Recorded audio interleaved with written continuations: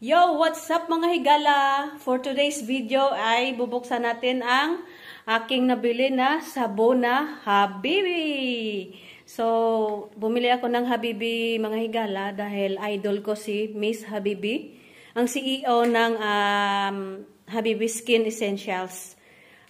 Sabon lang yung nabili ko mga higala, no? So, bubuksan natin yung sabon na nabili ko. Tara, samahan nyo ko. So, ito yung sabon na nabili ko, ang Habibi Soap. Ang CEO nito, idol natin, si Krisa Liaging.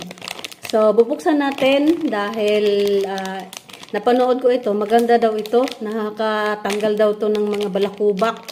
At saka nakakaputi din to, no? So, try natin. First time kong gumamit ng mga ganitong mga product, mga higala, no? So, ayan. Nakupit na natin kanina. Ayan, sabon. Mabango. Totoo nga, mabango pala.